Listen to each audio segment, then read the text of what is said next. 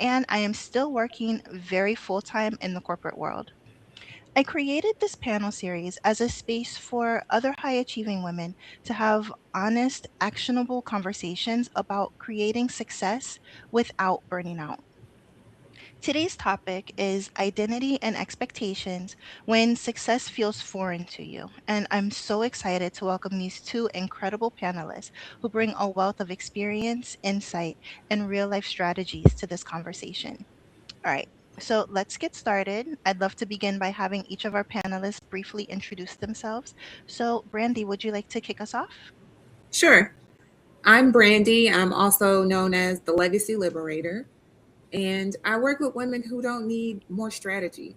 They just want less internal friction. A lot of times they say they want freedom and peace in their lives. And I've spent 25 plus years behind the chair as a stylist. So I've talked to thousands of women, and that really just gives me insight.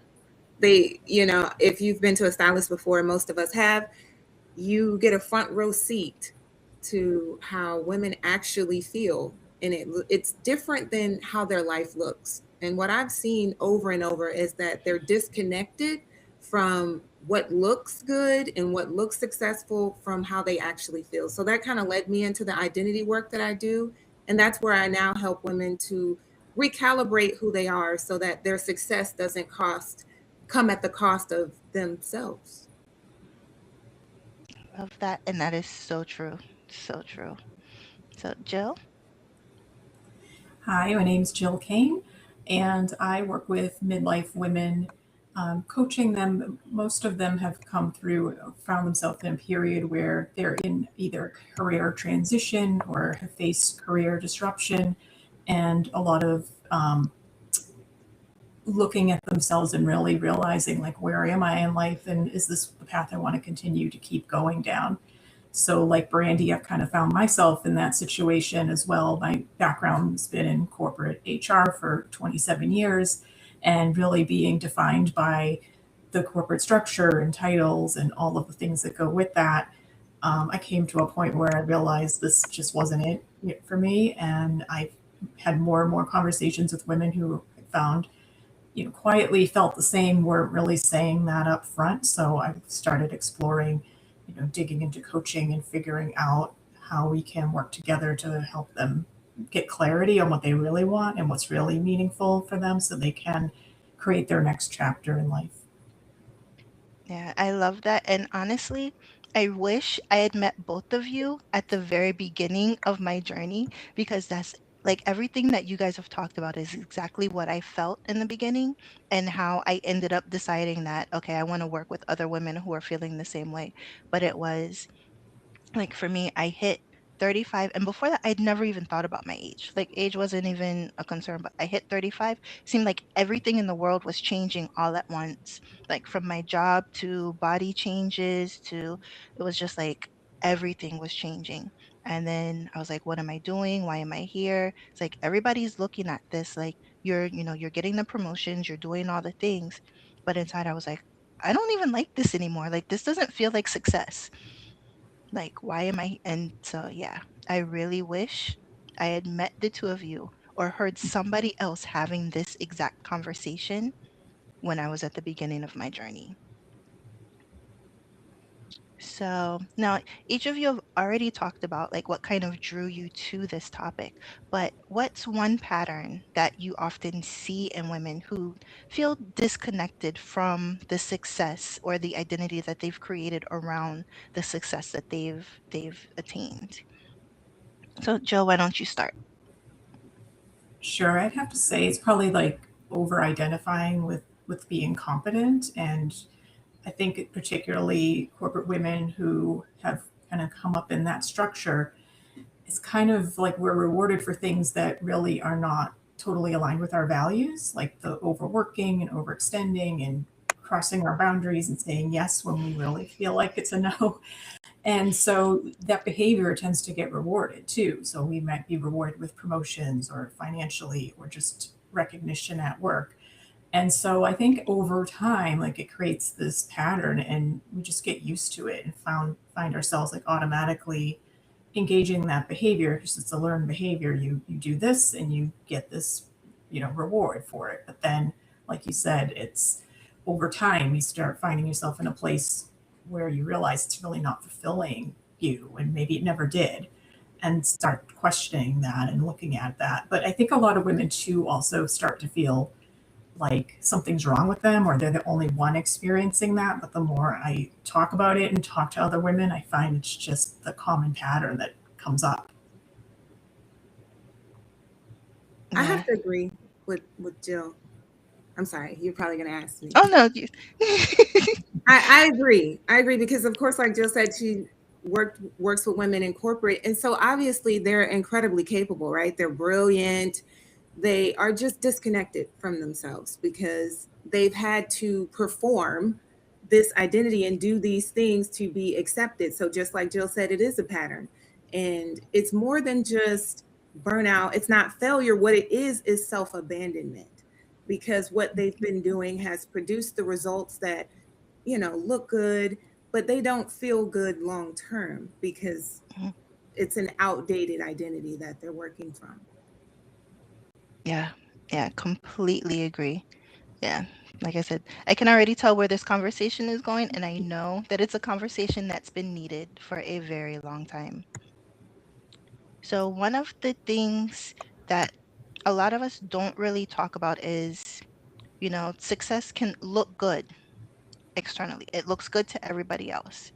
But it's like you were saying, it's completely misaligned with who we are because, well, I think a big part of that is one, we haven't really been taught to focus on aligning with our own values when it comes to our work.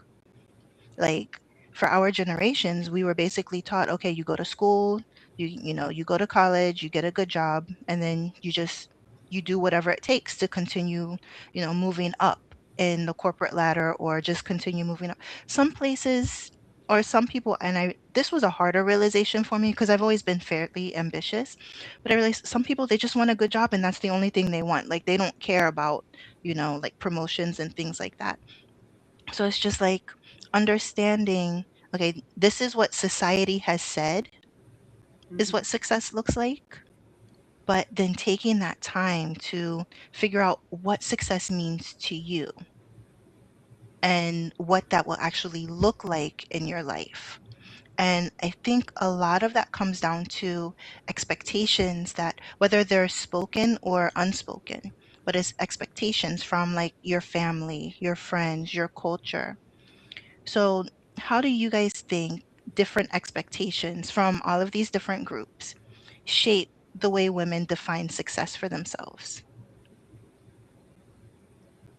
Well, I mean, I'll say that I just we're raised as women to override to not override ourselves, right? So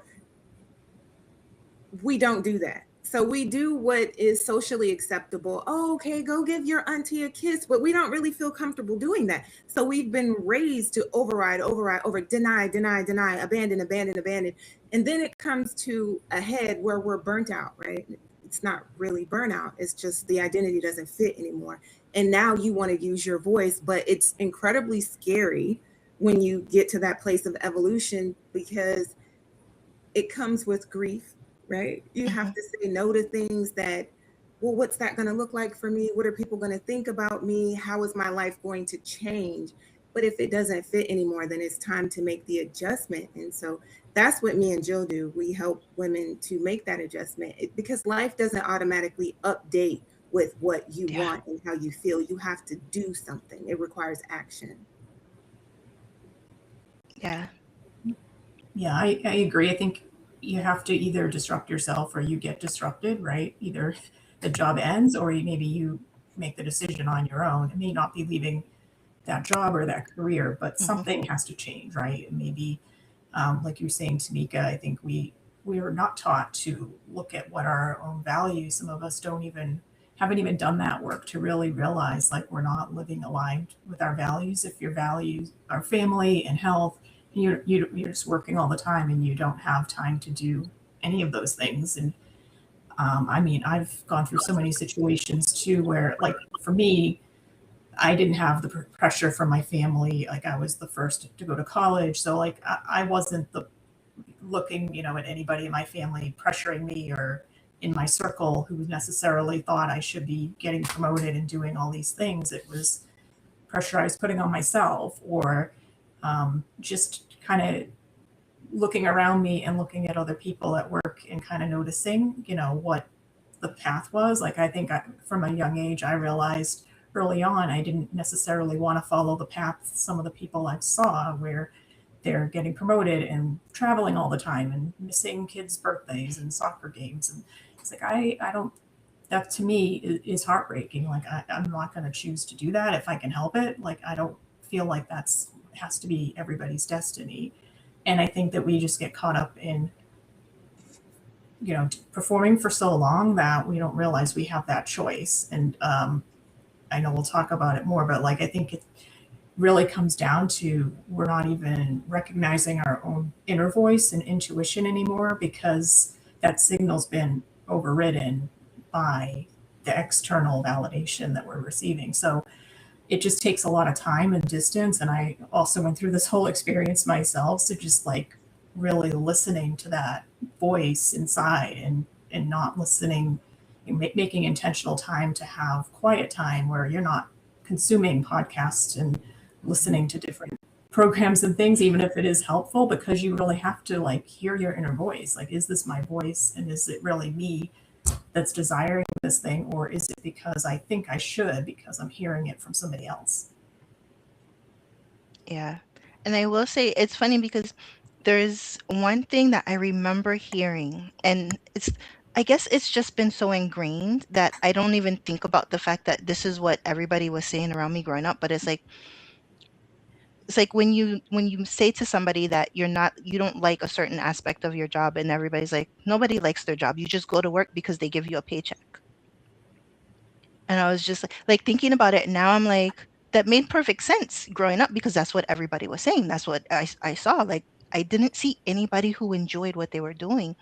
And it was like once I had that realization, it was just like, huh, I don't like this. It's like I can do something else. That is an option. Like, you're not stuck just because it's like, yeah, it's a good paying job. You're not stuck because the job pays you well. There are other options available. I think we do have more access to different things now because now you can have an online business. Whereas, like when I was growing up, we didn't have online until I think, no, my first time hearing anything about going online was in sixth grade.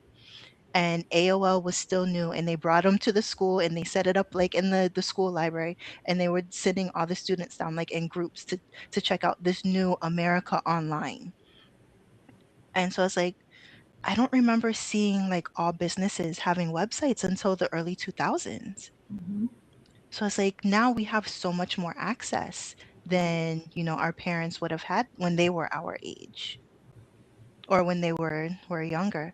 But it's also like looking at when you're looking at different careers. I remember when I was still like really new in my current career, or with my current the current company that I'm working for, and I remember seeing people that were in meetings all day.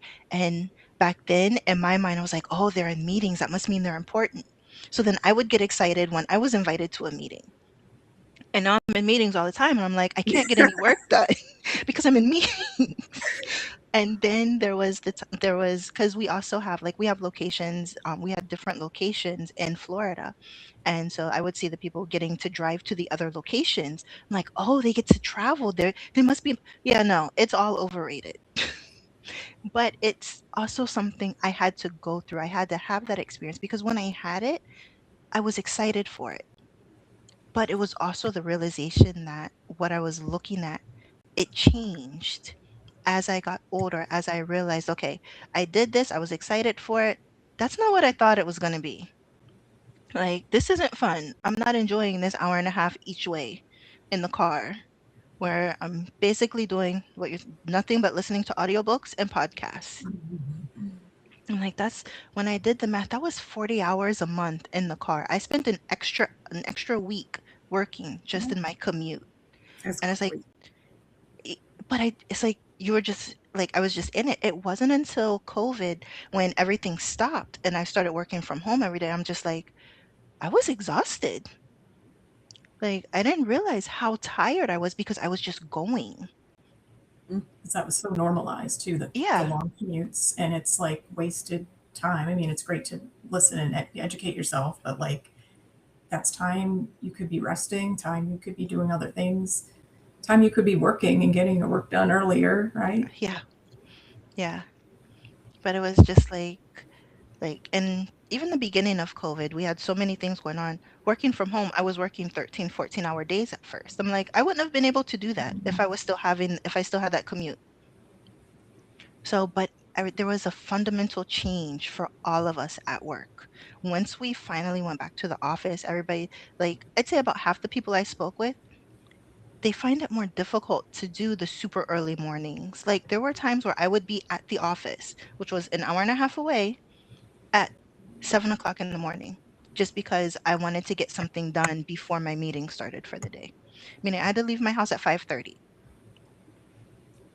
And I'm like, it's just looking back at that. So in my mind, like all the things I did leading up to that success, they felt good at the time because I thought I was on the path that I wanted. And I think to an extent I did want it, but it was also when I got to that point, it was learning to acknowledge that what I wanted changed I and think that it you, was okay to acknowledge that change.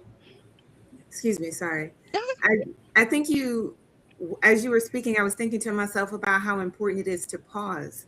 It's something that Jill touched on earlier, is that COVID caused us to pause, to really slow down. Mhm. Like we didn't have another option. Yeah. And we don't want our bodies to shut us down because we're overdoing, we're overworking. But I mean, yeah, COVID was a great opportunity for us to slow down because we didn't have another option. And just like you begin to see, I'm doing too much. I'm working too much. This is insane. So we need that. We need to buy out time from our schedule daily to pause, Hmm. to reflect, to really see what's going on, to become aware of what's happening in our bodies, what we want, what we need. And that is how we evolve. That is how we change. That's the beginning of how Yeah. we evolve. Yep. And for me, that was, I had already realized that the path I was on wasn't exactly the path I wanted. But at the same time, I was in the transition. I moved from one role to a completely separate role. So for me, I identified with my previous role so strongly that when I changed to this new role, and I had to change because the company had been bought by a larger company. So the role that I was in was basically being phased out. So I moved into a new role, but I didn't realize how much I identified with the fact that I had been seen as the company expert in that for so many years that when I moved into something where I had no experience, it took me a while to really figure out what I was doing because I was like, I felt like it felt like I was floundering. Like I went from running to just learning how to crawl all over again. And at that age, when you're in your like mid 30s, that's a hard transition. At least for me, it was because I identified so much with the fact that I was the expert. I literally could have done my job in my sleep. And then I went to something where I had zero experience. And I was like, I feel like I'm back in kindergarten and I have no idea what's going on and I'm lost and I just wanted to go home. So it's like that identity. And I think, Jill, you had mentioned that where we Yeah. identify with, what it is that we're doing.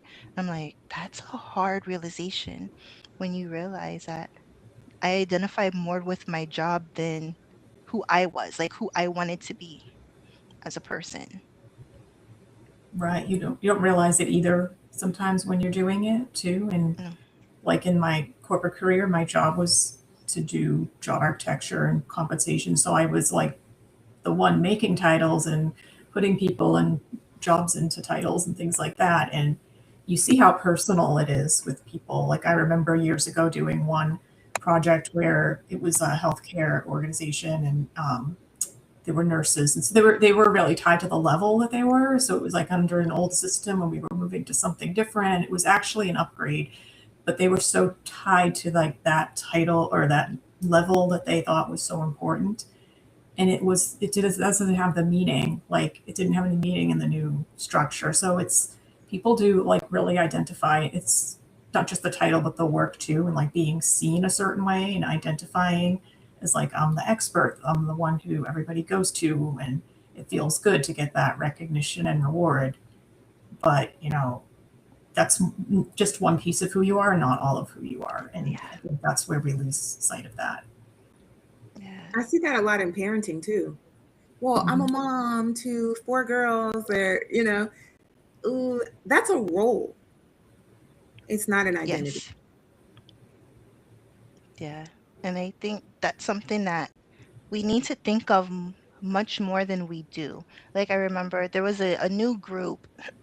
It was like a girls group. We were like we all knew each other, but we were trying to do something where we got to know each other better. And when I introduced myself, all of them, because of the industry and everything, we all had mutual friends, and a lot of them knew who my husband was through some of our mutual friends. So that's how I introduced myself. And as soon as I did it, I caught myself. I was just like, he's not even here with me. Why am I introducing myself through him? And I didn't have to say anything. One of the other girls there, she's like, this is about you. She's like, Hmm. from now on, we are going to know you as Tamika, not, his wife. And I was just like, why did I introduce myself that way? Yeah, it's crazy how it was just, Programming. It's just programming. yeah, yeah. But it's like things you don't even think about. It's just like, oh, I'm this, I'm this, I'm this. It's like, okay, who are you? Like, what is it that you want to do? So, Are we yeah. taught to think about that though? I just, No. I don't think I was raised to think about who I am. I mean, in school, it was, what do you want to be when you grow up? Yes. It was not like character. It was just like, what do you want to do? How do you want to be seen? How are you going to perform in the world? I mean, and I don't think that's necessarily what we are taught at school, but character, like, who do you want to be? How do you want to show? What are your values? Those are things that hopefully get taught at home, but we're learning that a little late, but I think it's better late than never. Oh, yeah, definitely. Definitely something that, because, and that leads me back to the whole purpose of starting these panels. It's like all it does is lead you to burnout. Whether you get there sooner or later, you eventually end up burning out because you're doing so many things that aren't aligned with who you are. And I think that deep down, some of us at some point recognize that, but we don't know where to go or what to do with that knowledge once we have it. So it's like, I know how burnout showed up for me. For me, it was very physical. It was migraines, it was stomach issues, it was me being just completely exhausted all the time. But for our audience, what are some other ways that burnout can show up when someone is living in a version of success that doesn't truly align with who they are? I think it's both physical and kind of emotional too. And some of the, like for me too, it was just the kind of not feeling energized physically or being inspired or feeling motivated to kind of do the things I normally did. Um, and it kind of was like gradual over time. So that's another way like we miss it, is because it just is so gradual, I think sometimes, because we're constantly, overriding our true desires. We really lose touch with what those are, what those can look like. I think it can show up like resentment. It can show up like, just this kind of misalignment inside. Like we're not really expressing ourselves the way that we're meant to express ourselves. And we're really just trying to fit in and figure out like what's the face I need to put on today to show up the way that people expect me to.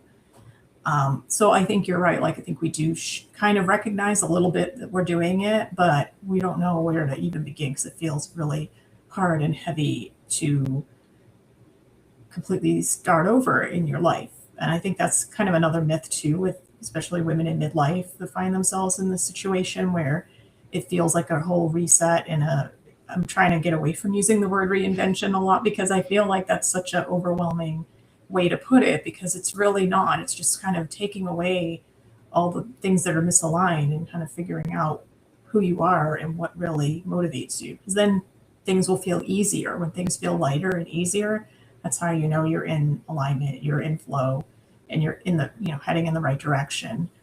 But I think it can look and present itself like this overwhelming big problem to tackle when it's really just taking little bits of space and time to dig in and figure out and ask yourself why you feel that way. Yeah. Yeah. I think it shows up as pain. And I'm using the word pain to just Mhm. kind of keep it simple. I think misalignment feels like pain because for myself, I get chiropractic adjustments almost weekly. And when I'm misaligned, my gait is off, my body just doesn't feel good. I wake up, my back hurts. I mean, things are just not right. So when it comes to a misalignment of success, the pain can be numbness. I mean, sometimes you get tingling. I can get tingling down my leg when my back is misaligned. So it could be numbness, it could be a loss of desire, resentment. I mean, if we're in pain or if we're sick, we're not going to be the nicest person, right? So I Yeah. think it can show up a lot of different ways, emotionally, physically. And it sounds, we say burnout, but really it's just, you shouldn't be doing, something is off. And we can blame externally, oh, it's the job or it's my partner and he chews funny and that gets on my nerves. I don't like to hear his mouth sounds. Well, I mean, no, what is it about you? So it's not the Mhm. other, it's more so looking internally, what's coming up for me, what's going on. Yeah. Yeah. And I think that's the biggest piece. People are always looking for something external. It's like, oh well, when this isn't an issue or when this is done, that's going to fix the problem. I'll be happier when I finally get this. And I think a lot of people don't realize you're going to get where you need to be so much faster when the first question that you ask yourself is, what do I need to do? What do Mhm. I need to Mhm. change? Because you can't change everybody else. You can't fix anybody else. That's the one thing I remember. I was talking to somebody one time and I was talking about the what do you call it? Like the circle of control and the circle of influence. And I remember I was telling her, I was like, your son is not in your circle of control. And she was Thank like, you. "What?" It's like your child is not in your circle of control. I was like, he does have a choice. Now, he Mhm. may not like the consequences of any of these other options other than the one that you want him to make, but he does have a choice. He is in your circle of influence, not in your circle of control. And it's that piece that people don't realize. They think they have control over the actions of others. And if they just do certain things, then that other person will act the way they want them to act, and then all of a sudden everything will be happier. And it's like, that's not how life works. We are not set up that way. Society is not set up that way. Like, it's not my responsibility to make somebody else happy. No, the circle of control is a party of one. Exactly. Yep. But I think people don't realize that as soon as they should. I feel like once you become grandparents, all of a sudden you have these realizations. I'm like, okay, I'm happy I made it to this point and I didn't have to wait till I'm in like my 60s and 70s. I'm happy that, I'm like, okay, I can't control what they can do or what they're going to do or what decisions they make or how they feel.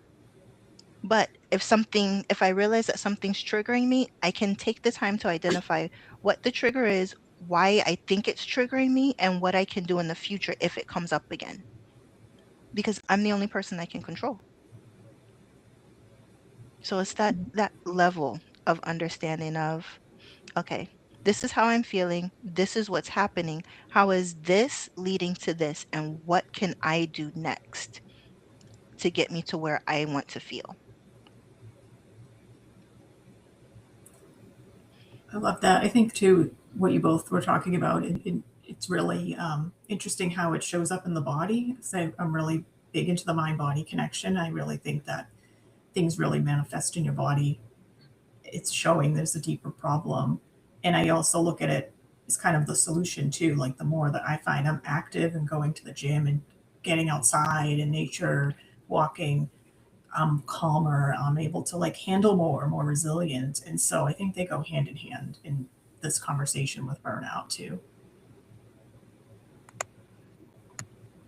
Yeah, I would agree with that definitely.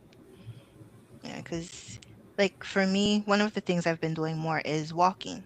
So at work, I'll like in between meetings when I'm able to, then I'll go out for like a 15 to 20-minute walk, and that will help me reset. Now, I can only do that like I'd say 2 seasons out of the year because it's too hot here in the summer. It's too hot. I can't go back into the office all sweaty. But like right now it's starting to get a little hot. So I try to do my walk in the morning because after lunch it's insane. But like in the winter, here it's beautiful. So I'll try to do 2 walks a day. And actually for Christmas, my husband got me a walking pad. So I love that I have that because now I can walk whenever I want. So good. But it's like just that the physical exercise, even when I'm tired, I've been trying to push myself. Now, I do listen to my body way more than I used to. So if I'm just like truly physically exhausted, I won't push it. But if I'm just like, I don't really feel like it, I'm like, let me just get on for like 15, 20 minutes. It'll be like me Hmm. doing a walk at work and I'm fine. But it's like just getting that movement in can it helps you think. I do a lot of my thinking while I'm walking. So you can solve problems with a walk. You I cannot be angry at people with the walk. I think too, it's like environment. I know it's a big one for me. Like just on a sunny day, I don't know why, I'm just more happy. The days I'm able to get outside more and spend more time like away from the four walls of my office, it just gives you a different perspective. I think just putting yourself in different situations, and especially like for women that we're talking to, probably have a lot of the same routines every day, day after day after day. So you start to lose sight of like there's other ways to live, like almost like look for examples of different people who are maybe doing things you aspire to do and just get inspired by that because if you put yourself in the environment, or even if it's just listening to them speak or watching a video or attending a call, I think it can really make a big difference too in this getting away from the burnout and really getting more aligned with what we really want. Yeah. I agree with both of you because what I'm hearing you say is that walking and sitting in nature is an opportunity to go slow and pause. Like, you, it's just we Mhm. live in such a noisy world. We have to have that Hmm. time to come back into ourselves, to tap in. Like, what do I really feel? Like, what does my body really say intuitively? And if we're constantly going and taking an input all the time, because our phones constant input and Yes. then work and input, it's we have to calm it down a little bit to really reflect. Yeah. And I think part of that is knowing what works best with your schedule. So I'm huge into like cycle-based planning because we do a lot and we do a lot at times where we don't have it in us to do a lot. Mhm. But it's also understanding the best time for you to have that quiet space. Like, I'm a morning person. I love my quiet mornings. I'll wake up, I have my tea or my coffee, I have my journal. Sometimes I'll turn on something on YouTube just to have something in the background. And I leave the blinds closed. Sometimes my husband will come out and he'll tease me because he's like, it's light outside. Why are you in here like a vampire? I'm like, I'm not ready for the world yet. But that's my quiet time because that gives me the time to think through what I need to think through, to feel what I need to feel, and then to prepare myself to deal with the worst of the world because the world is a lot. And especially right now, the world is a lot. So, okay, so one of the things that we talked about, well, what kind of led to that little segue was women who identify with their jobs. Like that's their identity, or they identify with the role that they're playing, whoever they're talking to, whatever role they're in at that point, that's who they identify with. So how can women begin to separate who they are from what they're doing or what role they're playing in that moment?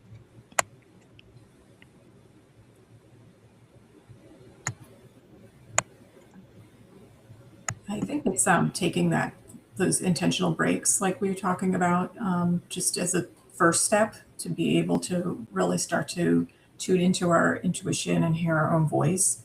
I know for me, like after my last role, like I sort of practice a little bit more with just doing that and also building self trust. Because I think, especially for women in corporate who've been kind of rewarded externally through, performance reviews and pay increases and like all of these kind of external things, we start to lose sight of like, is that my worth? Is that my value? Because if you're not getting those things, then does that mean you're not doing a good job? Like maybe you are putting in the work, but budgets are tight and they can't give you an increase, or there's something else happening. So it's really important to kind of make sure you're not like identifying with that, with like always receiving that and relying on that as your source of self worth. And I think another way you do that too is just building like little moments of self trust with yourself. Like do something outside of your comfort zone. Um, do something a little bit scary or something you wouldn't normally do, and just kind of make a little commitment to yourself that you're gonna like I started a few months ago just with I'm gonna drink a glass of water every morning, and I'm not gonna have any sodas or anything like until I have to have that glass of water. Like I'm not allowed to have any other kind of drink during the day, if because I'll have coffee or something. So like I just want to make sure I'm drinking more water. So I started doing this every morning just while I'm putting together my son's lunch for school. And so it became more of a routine. And because I was doing that, I was developing this self trust because I was like, okay, I could have easily skipped it one day or just forgotten. But I made sure like it was, nope, this has to get done. It's not negotiable. And it's just something I haven't even told anybody like that. It was just a silly little thing. But what it did for me is it just started building like this, okay, like I have confidence if I say I'm doing something that it's gonna be done. And so, therefore, what's the next thing I can now do to show to myself that I can keep my word and keep going and go from there? So, I think those are just a couple of things I've personally used as tools to kind of help me with getting more in touch with myself and what is true for me and what I want and what I need. Yeah, I think paying attention to where our values feel tied to what we're doing, what role we're in, or Mhm. how needed we are. So I think just really paying attention to, if I wasn't doing this, who am I? And I think you kind of touched on that before, Tamika, when you said you were introducing yourself to a community and you started with my husband, or I am the wife of, something of that sort you touched on. So I think it's important to just figure out, well, who am I? Like, what do I like? Though it's really simple and it may sound, I don't know, elementary, but most people cannot answer that question when asked. Exactly. Yep, Yeah. that's the hardest piece. And I think, like, for me, I look at it more from the point of feeling. Like, for me, it's how do I want to feel and what are the things that make me feel this way? And when I don't feel that way, I mean, I did say earlier, about how everybody, like how I always heard growing up that everybody hates their job. There are going to be aspects when you're working for somebody else, there are going to be aspects of the job that you don't like. But for the most part, are there things that you can do as part of that that you enjoy? There are things that I do outside of work where it's like, these are the things that make me feel happy. So how can I do more of these things? And then it's me taking that step back. Like instead of seeing myself as, okay, this is my role, this is who I am, I now see myself as I'm the person who makes these things happen. I'm the person who helps other people feel good about what it is that they're doing and see themselves in a way that it feels good for them. Like for me, that feels good. I don't get that feeling from just me saying, okay, this is my job, this is what I do. It's like for me, it was learning to say, this is who I am, this is what I do, this is what I bring to the table. Like whether I'm doing something or not, this is who I am. So I think it's like understanding that, knowing what it is that that truly brings you joy. And when I first heard the term, honestly, it was the whole Marie Kondo thing. And she was like, does this piece of clothing bring you joy? And I thought it was retarded. It was so ridiculous to me at the first time I heard it. I was like, what is she talking about? But it makes so much sense the more I thought about it. So, no, I don't do it with my clothes, but I do it with a lot of other things. But it is a good way to also declutter. I have used, I'm like, I don't really like this.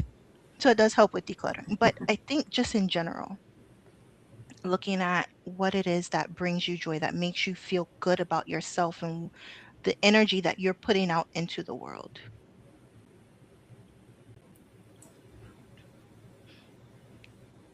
So, okay, so my next question is, what are some early signs? So we're trying to prevent women from getting to the point where everything is falling apart. What are some early signs that someone is outgrowing their current path or identity? And we may have touched on a lot of these already, I think. Yeah, I think we touched on like being irritable and a loss of desire and things like that. But I also think that there is a desire for more.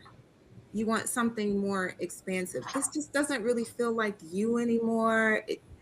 Something is a little bit off or misaligned. I think we use that a lot. So it's not really dramatic, but it could be like a subtle, like inner voice. I don't really want to be doing this anymore. Maybe it's something like that. You just want more.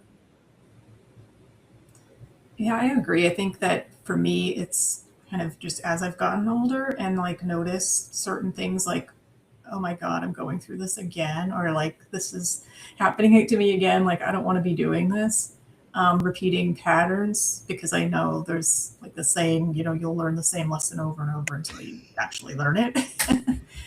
um, yeah, so I think that's been a big one, and just kind of also as someone who went from kind of corporate and then like learning the entrepreneur side of things, I look at like the disconnect of behaviors, right? Like at work, where they talk about work-life balance, and then you're supposed to have your email on 24 hours, and like you're if they're they can't get you by email, they're IMing, and so it's just like pings and dings all day, and like you were saying earlier, Tamika, like being in meetings all day, and then it's like 5 o'clock now, time to do your work, right? Like Yeah. that is so normalized, and in the entrepreneur space, it's more like, I found, pleasantly kind of surprised for myself was just like, oh, I'm actually creative. Like I actually enjoy being in the creative process and like pulling out different ideas. Whereas I feel like when you're in a job or in a certain, circumstance, you might feel like you have to perform a certain way and you can't bring all your wild ideas to the table necessarily. So I feel like there's like, for me, it's been this, being able to express myself differently and find my voice and experiment more, try new things. So I think as much as you can bring to that, even if you're not an entrepreneur, but if you're in a corporate role or in a role working somewhere, like how can you bring more of you to that and that experience?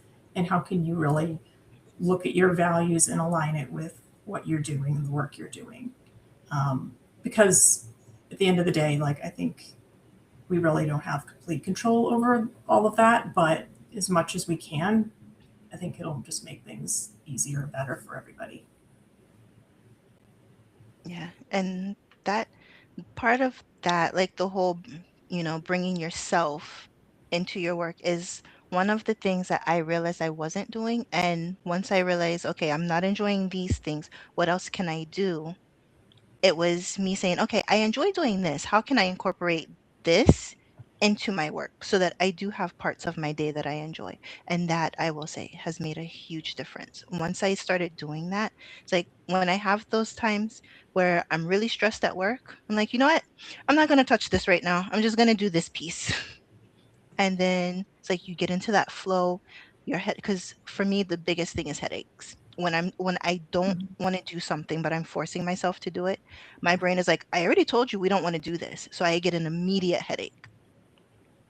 And as soon as I switch, I can feel the headache going. It's like, okay, we can work with this. So it's like really understanding what you what you like, what you're good at, and if you do have the flexibility, because not everybody has that flexibility in their job. I'm lucky enough that my job has, like, there are certain times where, of course, you have deadlines, you have presentations, you have reports, but I also have a lot of time where I know what my job is and I know when certain things are due, and it's just up to me to make it happen. So I can be flexible with what I do in between those times when I need a break. Yeah, I think too some other earlier signs, like you were saying, is the physical, but also just I think we all want to feel like we're growing or we're making progress in whatever area of life we're in, right? Um, and so I feel like when you kind of feel like we've hit a ceiling on that, and there isn't really any place else to go. I think a lot of times too in our jobs we just get there's fire after fire after fire. There's something going on, and it's other people's priorities coming at us all day.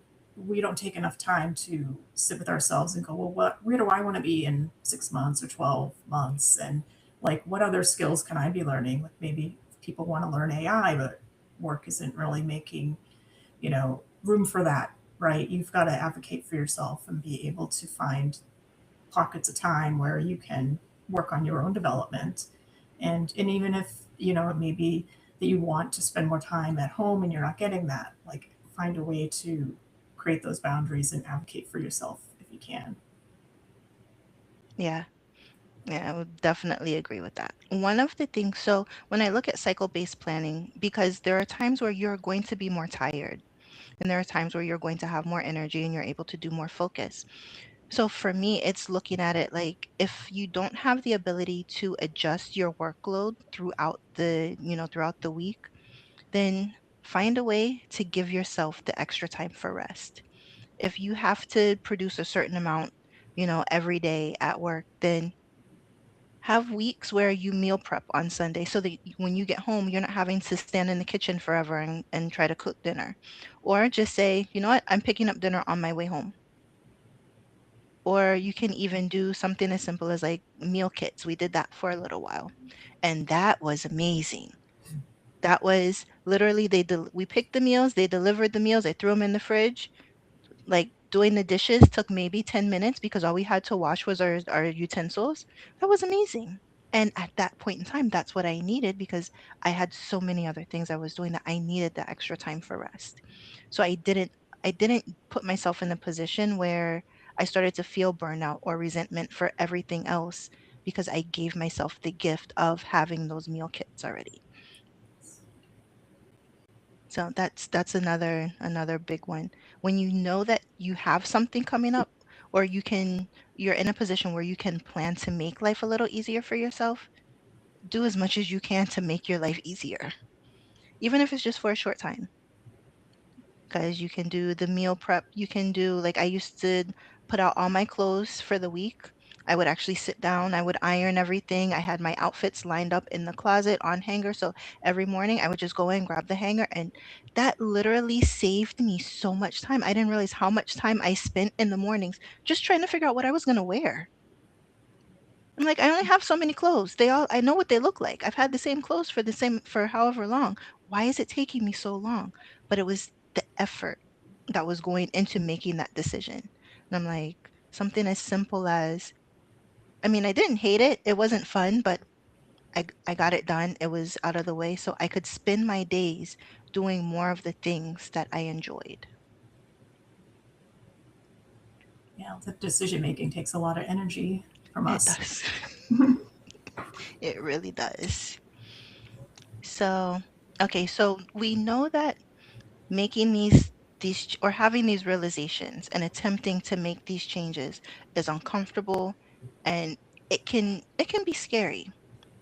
One of the biggest pieces I think that we really have, or one of the concerns that we have, is the fact that we're going to disappoint other people when we decide that we're going to do something different, that what we want to do is no longer aligned with what society has told us we should be doing. So, how can women navigate that fear of disappointing others when they're ready to choose something different? What are your thoughts on that?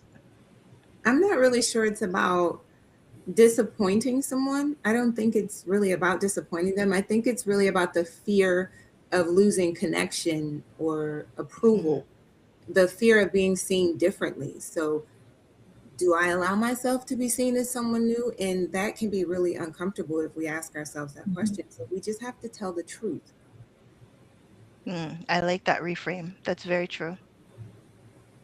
Yeah, I agree too. I think we're worried a lot about making other people happy, which is something we can't control, but we're in the same process disappointing ourselves if we're not able to do what we came here to do and use our gifts. So I think you just hit a certain point where that becomes more important, and kind of you lose the fear of being judged or disappointed, or um, what other people necessarily think. Yeah.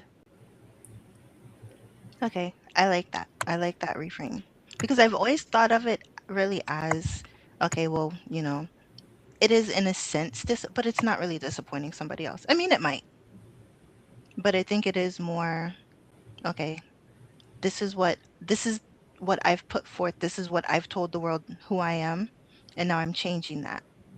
So am I ready for people to see somebody different? Am I ready for people to see me instead of who I want people to see? You know what I mean? So Right. yeah, And yeah, I think if we focus on who we want people to see, they don't really see us. They see like a curated performative version of Mhm. us. And that's not fair to them because yeah, I mean, I think back to like elementary school when we were told you're unique, you're unique. I don't know if you guys heard that too, but you're unique. That was like a big thing when I was in school. And yeah, how true that is. Because when we don't show up honestly and authentically and tell the truth about what we want, and regardless of whether someone is disappointed, because it's really not our place to manage other people's emotions, that's their responsibility. It's our responsibility to show the world who we are, and we can't do that if we don't know who we are. So I mean, it's we are unique, and it's not fair to others to not show up as we are. yeah. I would agree with that. And for me, I think it also comes down to, again, conditioning. Because as kids, when you try to show up as who you are, if somebody's having a bad day and they get upset when you show that face, all of a sudden it's like, okay, well, if I do that, then they get mad and I get in trouble. So maybe I can't be that person, or maybe I just don't show them that this is what I want. So yeah, definitely. Anything dealing with identity, there's so much that happens from the time we're really small and we don't even understand what's going on. Like before we even can understand, okay, look, I'm a person, I have thoughts, I have memories, things happen. It's like you've already been taught certain things, patterns you've learned how to react to people to keep yourself safe. So yeah, identity, we can talk forever about how we get to this point when it comes to our identity. So, but we are getting to the top of the hour, so I have one last question, and I think this is something that women can take away from this conversation. So what's one question that women can ask themselves when they feel stuck between what they believe is expected of them and what truly feels aligned for who they are? Well, I would say if no one expected anything from me, what would I choose? Like Mm, no expectations. What would I choose? And what am I afraid would happen if I did choose it? love that. I love that. I think it's like, what's the worst that could happen, right? Is one of the things I think of. I know like a few years ago, I was in a program where it was very much digging into a lot of this stuff. And one of the first modules was about what do you desire? And it was like, caught me off guard because I'm like, how can such a simple question and I can't come up with an answer? And then it was about the resistance and really examining like when that resistance does come up, because when you say I want and then you follow it with what you want and then you hear that voice that says you can't really have that, what are you thinking about? And ask it why, and then ask it why again, and keep going until you really get to the root of it, because that's going to tell you a lot right there. Yeah. I've never asked myself that question. I've come close. I've had questions. I've asked myself questions similar, but I'm gonna sit with that. I think So that'll funny be how my none of journey. us like ever think of it, but it's such a like basic question. You think it'd be Yeah, simple to answer, and it's not. Wow. yeah, yeah. I'm gonna sit with that one today. Thank you for that. I like that. Yeah, I've done the what's the worst that can happen. I've done the okay, if nobody else, if I wasn't, trying to focus on anybody else, what would I, but I've never just sat and said, okay, what do I desire? Not just in general. I've done very specific ones like, okay, what do I want for this? I'm Mm. gonna sit with that. I'm gonna sit with that. Okay, so we are at the top of the hour. So I want to thank everyone who was able to join us for the live conversation, as well as anybody who's watching the replay. I hope you're leaving with at least one insight, one shift, or one small action that feels doable and supportive for whatever season you're in right now. Huge thank you to both you, Jill and Brandy, for sharing your wisdom, your stories, and your perspectives on this topic. And it's conversations like this are they're really only possible because we always have such amazing speakers here and women who are transparent and who are willing to speak about their experiences and things that actually matter for us. So, if today's discussion resonated with you, I'd love to invite you to stay connected. You can catch all of the replays of my past panels and any future ones on my YouTube channel, Balance Success with Tamika Leon. And be sure to subscribe so that you never miss an upcoming discussion. Thank you for being here, for prioritizing your well being, and for choosing to be part of a community that believes success should feel good and not overwhelming. Hope everyone takes care of themselves, and I'll see you in our next conversation.